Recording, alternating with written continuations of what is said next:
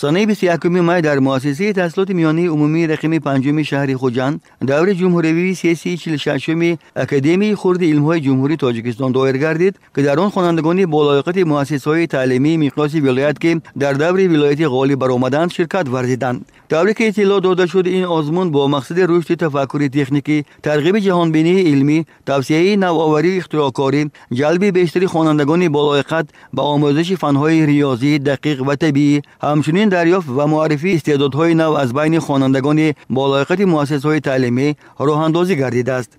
یکی از فن‌های خیلی هم برای خوانندگان دشوارترین و بسیار هم مشکلی میکشند از فن متماتیک می باشد، لیکن محض همین فن به من خیلی پسند است و موضوع انتخاب کرده من از این فن این حل معادله های تریگونومتری و تطبیق آنها می باشد. آینده مقصد دارم که کار علمی خود را دوام داده به یکی از دانشگاه های با نفوذ جمهوری تاجیکستان در بخش متماتیک داخل شوم.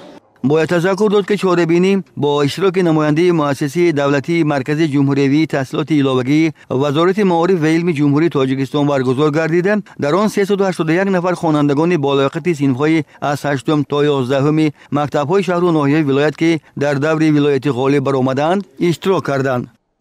موضوع من در اکادمی خرد علم‌ها اکولوژی و سلامتی انسان می باشد. در این موضوع من کارهای علمی گذرانده در پیش خود مقصد گذاشتم که در این آزمون اشتراک کرده جای نمایان را گیرم. در زمان حاضر اصلا مسئله هایی که مهمتری می باشد مسئله های اکولوژی می باشد.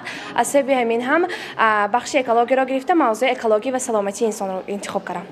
باید تذکر داد که دستاوردهای خوانندگان مؤسسه‌های تعلیمی در آزمون المپیادهای ولایتی و جمهوری و غالبیت در آن دلیل توجه حکومت جمهوری تاجیکستان و به خصوص پیشوای ملت محترم امام علی رحمان به سایه معارف بوده. امروز در پیشبرد ساحه‌های اقتصادیات و اجتماعیات ترقیات با مرام کشور محض جوانان نیروی سازنده محسوب می‌یابند. از نورسانی که امروز با شوق تام و باوری به قابلیت عقلانی و ذهنیشان در این آزمون‌ها شرکت می‌ورزند، آینده جوانان پیشبرنده جامعه به وایه خواهند رسید.